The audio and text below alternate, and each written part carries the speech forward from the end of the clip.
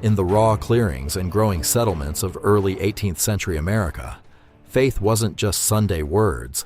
It was the living foundation that helped ordinary people endure hardship, form communities, and lay the spiritual groundwork for a new society.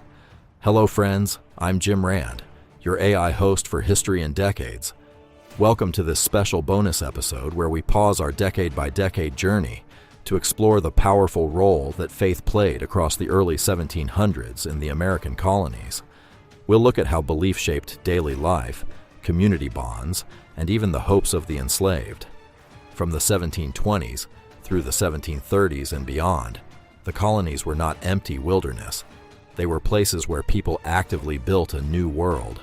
Settlers arrived with axes, seeds, and Bibles. They cleared forests, planted crops, raised families, and gathered in meeting houses. Faith gave them purpose beyond mere survival. It taught self-reliance, moral order, and the idea that every person had dignity before God. Churches served as the heart of community life, places for worship, education, news, and mutual aid when storms, illness, or conflict struck. This wasn't abstract religion. It was practical, lived faith. Families read scripture together, observed the Sabbath, and passed down stories of God's faithfulness. The Great Awakening that gained momentum in the late 1730s amplified this. Preachers like George Whitefield called people, rich and poor, free and enslaved, to personal conversion and holy living. Revivals crossed old divides, encouraging heartfelt belief over empty formality. This spiritual renewal strengthened character and community resilience at a time when life was uncertain. One of the most profound and complex stories involves enslaved Africans. Yes, many slaves in the colonies became Christians. Christianity had already reached parts of Africa before the transatlantic trade. And in America, exposure to the gospel increased over time, especially during the Awakening. Some masters encouraged or required baptism, though motives varied. Many enslaved people embraced the faith sincerely, finding in it hope, equality before God, and a moral language to affirm their humanity. They gathered secretly for prayer, sang spirituals that blended African rhythms with biblical themes of deliverance, like in the Book of Exodus, and formed early black congregations. By the mid-1700s, pioneering black churches and preachers were emerging, laying foundations that would endure.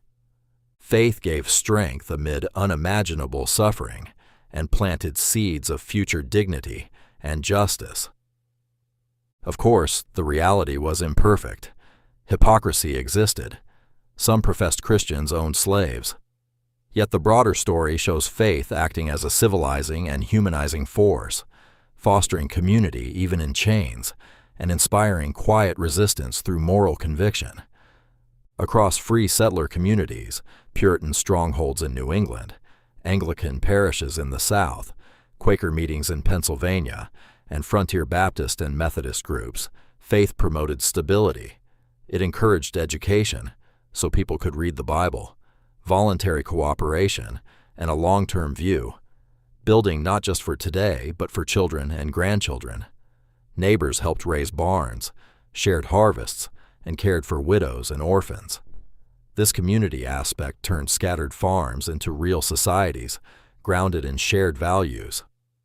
In the wider world, European powers wrestled with their own religious legacies, but in the colonies, faith helped transform wilderness into ordered towns. Settlers saw themselves as part of something bigger, a city on a hill ideal, or simply faithful lives that honored God through honest labor. This mindset fueled resilience against disease, native conflicts, economic ups and downs, and distance from the mother country. Notable voices of faith in the era. George Whitefield, the tireless evangelist whose preaching stirred thousands and helped ignite the Great Awakening.